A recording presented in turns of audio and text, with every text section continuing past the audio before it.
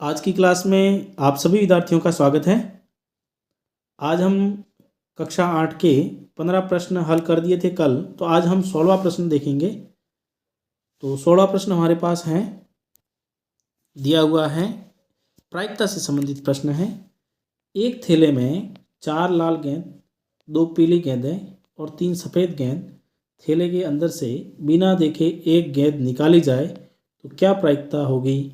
निकाली गेंद पीली हो, निकाली गई गेंद लाल नहीं हो, निकाली गई गेंद सफ़ेद हो या निकाली गई गेंद हरी नहीं हो। 4 प्रश्न पूछे गए हैं। आपको यहाँ दिया हुआ है कि एक थैला है जिसके अंदर 4 गेंद कैसी है, रेड है, लाल है, 2 गेंद कैसी हैं, येलो हैं और 3 गेंदें कैसी हैं, वाइट हैं। आपको ये बताना है पहले प्रश्न में कि निकाली गई गेंद पीली हो तो पीली गेंद की प्रायिकता क्या होगी? पीली गेंद निकालने की प्रायिकता होगी, प्रायिकता ज्ञात करने का सूत्र क्या होता है? अनुकूल घटना बटा कुल घटना। तो अनुकूल कितनी है, मतलब पीली गेंदें कितनी हैं इस थैले के अंदर? 2 है। और कुल घटना मतलब कुल गेंदें कितनी हैं? 2 और 3 5, 5 और 4 9। तो पीली गेंद निकालने की प्रायिकता कितनी प्राप्त होती है? 2/9। पहला प्रश्न हल हो गया। अगला प्रश्न है, निकाली गई गेंद लाल नहीं हो, लाल नहीं होनी चाहिए। तो लाल नहीं हो तो इसके अलावा पीली या सफ़ेद हो सकती है। तो हम देखेंगे, निकाली गई गेंद लाल नहीं हो, रेड नहीं हो। तो रेड नहीं हो को हम किस तरह से लिखते हैं? आर के ऊपर एक छोटी सी लाइन जिसे हम बार कहते हैं, या इसे हम पी आर नहीं, गेंद नहीं, लाल गेंद नहीं ऐसे भी लिख सकते हैं। लाल गेंद गेंद नहीं ऐसे भी लिख सकते हैं। तो यहाँ मैंने इसे लिखा है कि इस आर के ऊपर छोटी सी लाइन का मतलब है लाल गेंद नहीं। तो लाल गेंद की नहीं हो प्राप्त होने की प्रायिकता होगी, कुल घटना तो 9 है। अब इसमें से लाल गेंद नहीं है, लाल गेंद को निकाल दो, शेष क्या बची? पीली और सफ़ेद। पीली और सफ़ेद गेंदें कितनी हैं? 5। तो लाल गेंद नहीं प्राप्त होने की प्रायिकता क्या होगी? 5/9। इस प्रकार प्यारे विद्यार्थियों आपको समझ में आ रहा होगा। तीसरा प्रश्न दे रखा है हमें,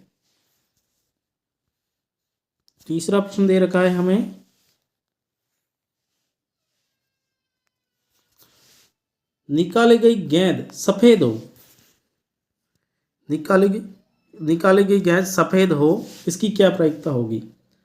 अब सफ़ेद गेंदें कितनी हैं थैले के अंदर? वाइट गेंद प्राप्त होने की प्रायिकता होगी, सफ़ेद गेंद है हमारी 3, अनुकूल घटना कितनी है? टोटल अनुकूल घटना 3 और टोटल घटना कितनी होगी? 9। तो इसको हम और सरल कर सकते हैं, 3 का भाग दे सकते हैं, 3 में 1 बार, 9 में 3 बार। 3 से हमने काटा है इसको, 3 का भाग 3 में देंगे 1 बार, 9 में 3 बार। तो सफ़ेद गेंद प्राप्त होने की प्रायिकता क्या होगी? 1/3 होगी। अगला जो प्रश्न है, निकाली गई गेंद हरी नहीं हो, निकाली गई गेंद नहीं हरी हो। भाई इस थैले के अंदर हरी गेंद तो है ही नहीं, न लाल गेंद है, पीली गेंद है, सफ़ेद गेंद है, लेकिन हरी गेंद नहीं है। तो हरी गेंद ग्रीन गेंद प्राप्त होने की प्रायिकता क्या होगी? 0 होगी, क्योंकि गेंद ही नहीं है थैले के अंदर हरी, तो हरी कैसे निकलेगी? नहीं निकल सकती ना। तो इस तरह से प्रायिकता से संबंधित एक प्रश्न आएगा, पूरे 4 नंबर का प्रश्न है। तो आपको बहुत ही ध्यान से इसको करना है, बहुत ईजी है। अगला जो प्रश्न है वो है हमारे पास, भाग विधि से वर्गमूल ज्ञात करो। भाग विधि का उपयोग करना है और वर्गमूल ज्ञात करो। देखो, वर्गमूल ज्ञात करने की 2 विधियां हैं, एक है अभाज्य गुणनखंड विधि और एक है भाग विधि। तो भाग विधि से कैसे करते हैं, देखिए, जब भी हमें भाग विधि से वर्गमूल ज्ञात करना होता है तब हम इस तरह से लिखते हैं और यहाँ संख्या लिखते हैं 2 5। अब हम क्या करेंगे कि इसके इकाई की ओर से 2 संख्याओं के जोड़े बनाएंगे। तो यहाँ 25 और 42 बन गया है। अब हमें यहाँ ऐसी संख्या का भाग देना है और उतनी ही बार देना है जितनी संख्या लेते हैं। जैसे यहाँ 2 लेंगे तो 2 बार भाग देंगे, 3 लेंगे तो 3 बार भाग लेंगे। तो इस तरह से कौन सी संख्या का भाग दें कि 42 से ज़्यादा नहीं आए, 42 के बराबर हो सकता है। तो देखो 6 का भाग 6 बार देते 36 आता है, 7 का भाग 7 बार देंगे तो 49 आता है। तो कितनी बार भाग जा रहा है, 6 बार। तो भागफल 6 बार देंगे, कितना आएगा 36। 36 को 42 में से घटाएंगे, कितना आएगा 42 में से घटाने पर देखो 12 में से 6 और फिर जिस तरह से भाग में एक अंक उतारते हैं उसी तरह भाग विधि में वर्गमूल में 2 अंक एक साथ उतारेंगे। तो कितने बन गए ये 625 आ गया है। अब हमारे पास ये जो 6 हैं इसका डबल कर देते हैं, इनको यहाँ लिखते हैं। ये विधि है, इस तरह से चरण नंबर आपको पता ही है सारे। तो यहाँ 6 को क्या करेंगे डबल, 6 और 6 कितने हो जाते हैं 12 हो जाते हैं। और यहाँ देखिए दशमलव आ गया, तो हम भी यहाँ दशमलव के बाद में 25 है तो यहाँ दशमलव लगा देते हैं हम। अब हम यहाँ एक अंक लिखेंगे, यहाँ अगर 1 लिखते हैं तो 121 बन जाता है। 121 का 1 बार भाग देंगे। अगर यहाँ 2 लिखते हैं तो 2 बार भाग देना है, 222 का 2 बार। तो इस तरह से 625 से ज़्यादा नहीं आना चाहिए। तो यहाँ हम है वो 5 लिखेंगे। तो देखिए 5 का भाग 125 का 5 बार देते हैं भाग, तो क्या आता है देखिए 625 आता है। कितना आता है 125 गुणा 5 कर दीजिए, 625 आता है। घटाएंगे यहाँ तो शेषफल 0 आएगा।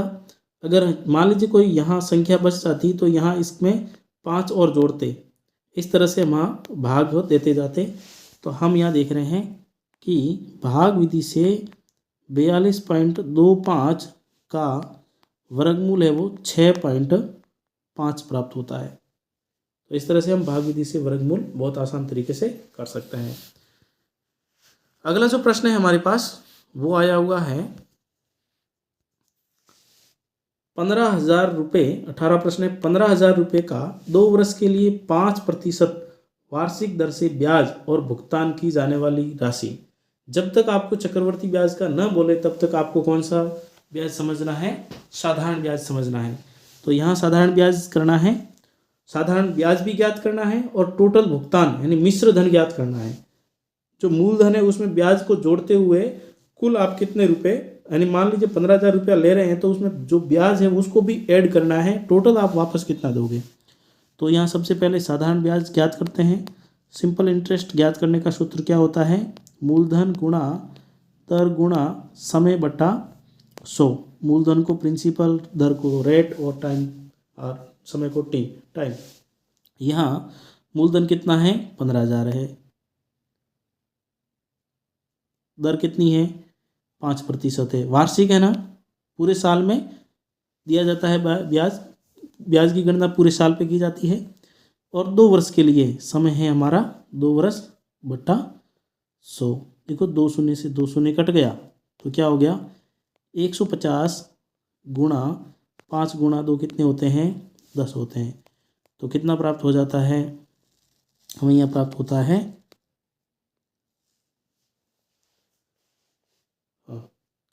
1,500 रुपये।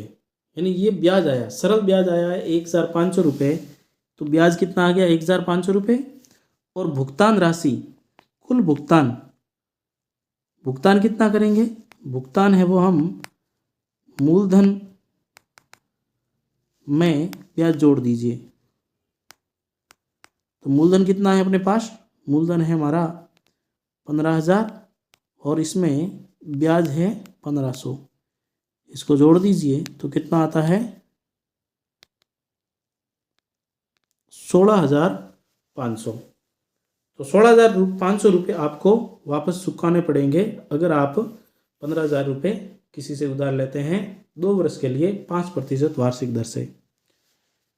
तो इस तरह से प्रश्न हल करते हैं। अगला प्रश्न है हमारे पास, एक बेलन की ऊंचाई ज्ञात कीजिए यदि आयतन 1.54 घन मीटर, आयतन घन मीटर में है और उसके आधार का व्यास 140 सेमी है। देखो बेलन कैसा होता है, बेलन में यहाँ दिखाता हूँ आपको। देखिए बेलन हमारा होता है कुछ इस प्रकार का। और यहाँ आपसे पूछा जा रहा है कि बेलन में आयतन दे रखा है घन मीटर में। आधार की जो व्यास है, ये आधार है, आधार का व्यास टोटल जो है वो 140 सेमी दे रखा है। तो इसकी त्रिज्या क्या हो जाएगी, व्यास की आधी होती है हम जानते हैं, ये हमारा व्यास है 2r, तो त्रिज्या कितनी हो जाएगी 140 में 2 का भाग देंगे, व्यास का आधा त्रिज्या हो जाती है 70 सेमी। लेकिन हमारा जो आयतन है वो घन मीटर में दे रखा है, तो इसको भी मीटर में बदल देते हैं। तो त्रिज्या को सेंटीमीटर को मीटर में बदलने के लिए क्या करेंगे, किसका भाग देंगे, आप जानते हैं 100 का भाग दे देंगे, तो क्या आ जाएगी 0.70 मीटर, यानी हमारी जो त्रिज्या है r वो 0.70 मीटर प्राप्त होती है। अगला जो है दे रखा है बेलन की ऊंचाई ज्ञात करनी है, आयतन आपको दे रखा है। तो ये बेलन का आयतन ज्ञात करने का सूत्र क्या होता है, देखिए बेलन का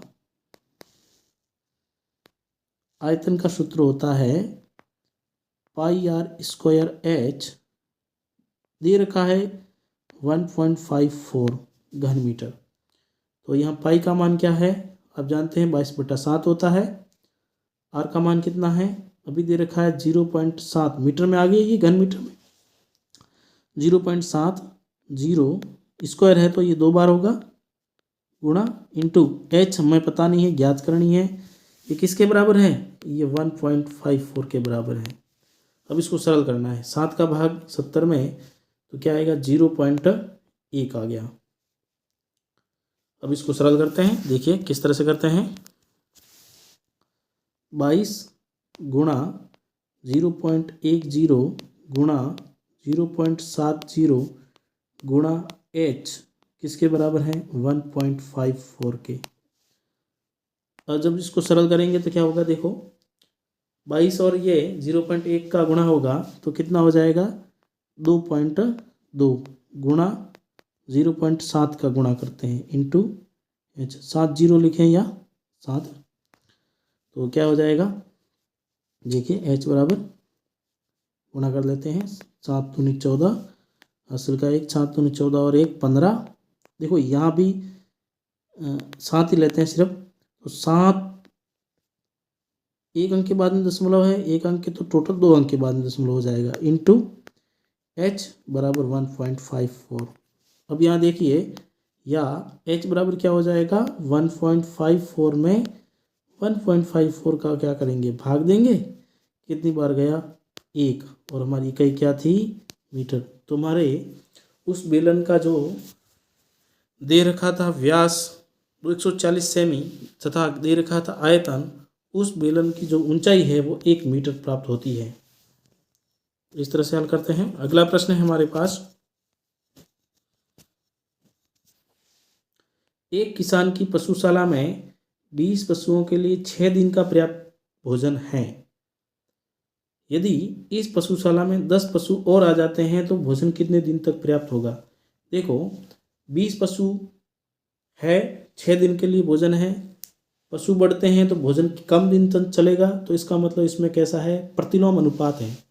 तो आपको क्या करना है, एक तरफ पशु एक तरफ दिन, तो यहाँ 20 पशुओं के लिए दिन कितने दिन चलता है, 6 दिन भोजन चलेगा दिन, और 10 पशु और आ जाते हैं तो पशु कितने हो गए, पशु है वो 30 हो गए, कितने दिन चलेगा पता नहीं है, x दिन चलते हैं मान लीजिए।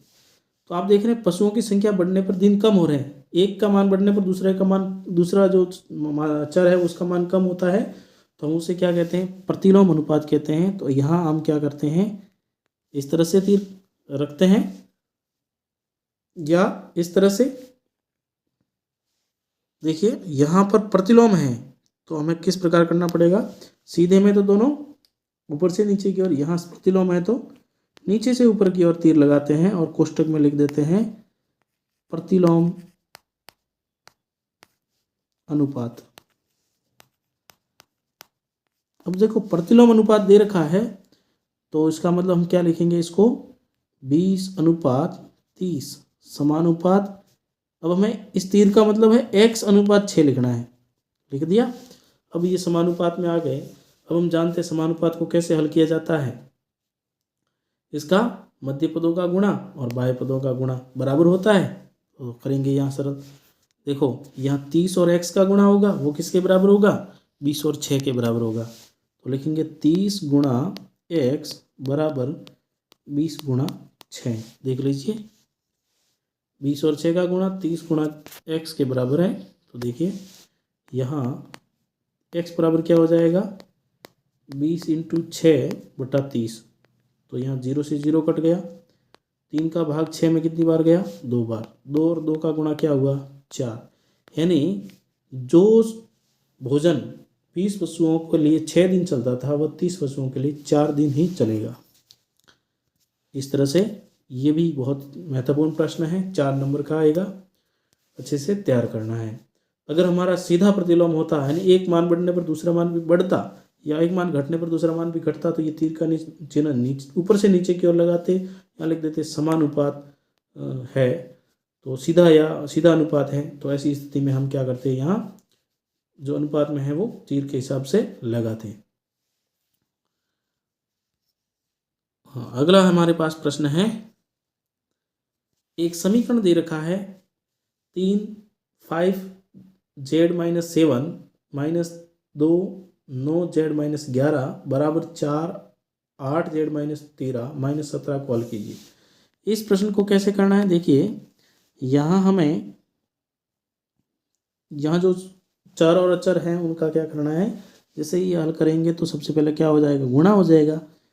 देखिए 3 और ये 5z-7 कोष्ठक के अंदर है, जैसे ही कोष्ठक खुलेगा तो 3 का दोनों पदों से गुणा होगा, तो गुणा होके क्या हो जाएगा, 3 गुणा 5z, फिर -3 गुणा 7 -2 गुणा 9z माइनस ये माइनस माइनस का गुणा होके प्लस हो गया 2 गुणा 11 बराबर किसके हैं, 4 गुणा 8z -4 गुणा 13 और माइनस के क्या है 17। चलिए इसको करते हैं सरल। तो क्या आता है, या 3 गुणा 5 कितने होते हैं, 15z माइनस 7 गुणा 3 21 -9 गुणा 2 18 फिर प्लस 2 गुणा 11 22 बराबर 8 गुणा 4 32 z -4 गुणा 4 13 कितने हो जाते हैं, 52।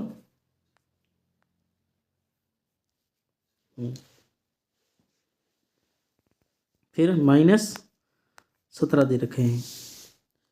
इसको अब सरल करते हैं। चर एक भाग में, अचर दूसरे भाग में। देखो क्या लिखेंगे यहाँ, 15z -18z, ये 32z थे राइट हैंड साइड में, इसको पक्षांतर करके लेफ्ट हैंड साइड में लाएंगे तो ये माइनस का 32z हो गया बराबर, इधर हमारे पास -52 और 17, इनको जोड़ दो, माइनस माइनस की संख्याएं जुड़ जाएगी तो कितना हो गया, 7 8 9 5 और 6 69 माइनस के, और इधर ये देखिए माइनस का 21 है और प्लस के 22 है। 22 में से 21 गया तो क्या बचेगा, प्लस का 1। प्लस का 1 का पक्षांतरण करने पर इधर क्या होगा, माइनस का 1। इसको और सरल करते हैं। देखिए 15 माइनस के 18z और माइनस के 32z, तो यहाँ 15z -18z और -32z जुड़ जाएंगे क्योंकि ये माइनस माइनस के हैं, समान पद हैं। तो कितने हो गए, -32 और 18 जोड़ने पर 40 और 50z बराबर माइनस के 17 70 70। अब इसको और सरल करेंगे। देखो माइनस के 50 में से 15 घटाएंगे, क्या बचेगा, माइनस के 35z बराबर माइनस के 70। यह मैं यहाँ सरल कर लेता हूँ। z बराबर क्या होगा, -70 बटा माइनस के 35। 35 का भाड़ा बोलेंगे 2 बार जाएगा भाग 70 में, तो माइनस से माइनस कट गया, तो क्या आया प्लस के 2, अर्थात जेड की जगह हम 2 रखते हैं तब जाके दोनों पक्ष बराबर होते हैं। तो इस समीकरण का हल क्या प्राप्त होता है, जेड बराबर 2 प्राप्त होता है। अगला प्रश्न है हमारे पास,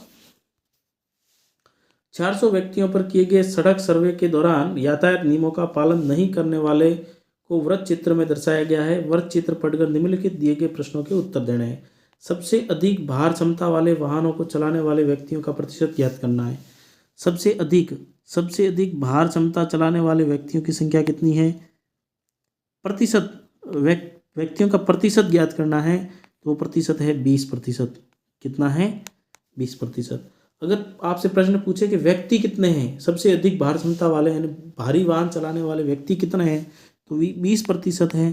कितने का, 400 व्यक्तियों का 20%। तो ऐसी स्थिति में 400 का 20% कितना हो जाता, 400 का 20% का की जगह गुणा करते हैं, 2 शून्य से 2 शून्य, तो कितने आ जाते, 80 व्यक्ति आ जाते। 80 व्यक्ति ऐसे हैं जो अधिक भार क्षमता वाले वाहन चलाते हैं। दूसरा है हेलमेट नहीं लगाने वाले व्यक्तियों की संख्या और गति सीमा से अधिक में वाहन चलाने वाले व्यक्तियों की से कितना अधिक है। तो देखो हेलमेट नहीं लगाने वाले व्यक्ति कितना है, देखिए यहाँ हेलमेट नहीं लगाने वाले संख्या है 30%। कितनी है, 30%। तो 400 का 30%, यहाँ 30 कर देते हैं, 400 का 30%, 400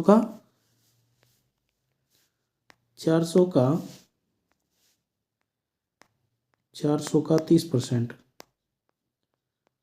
2 शून्य से 2 शून्य कटा, 4 गुणा 30 कितने होते हैं, 120। यानी जो हेलमेट नहीं लगाते हैं ऐसे 400 में से 120 व्यक्ति हैं। अब प्रश्न कह रहा है कि गति सीमा से अधिक में वाहन चलाने वाले व्यक्तियों की संख्या।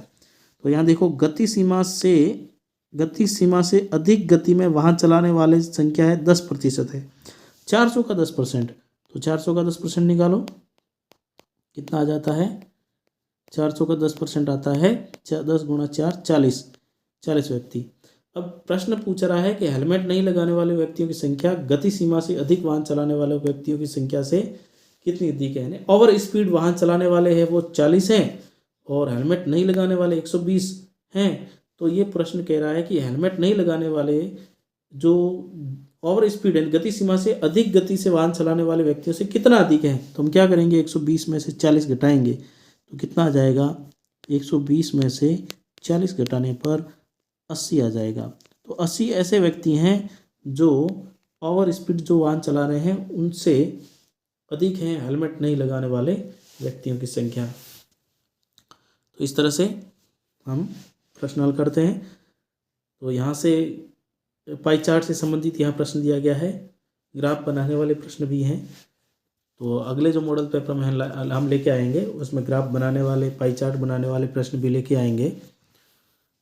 तो इस तरह से आज हमने देखा यहाँ मॉडल पेपर का भाग 3 और कल हम देखेंगे भाग 4। इसके साथ ही आपका मॉडल पेपर टोटल जो कंप्लीट मॉडल पेपर है वो कंप्लीट हो जाएगा। तो इस तरह से एक मॉडल पेपर पूरा हो जाएगा। तो आज की क्लास प्यारे विद्यार्थियों कैसी लगी, अच्छी लगी है तो लाइक करें और अधिक से अधिक शेयर करें। धन्यवाद।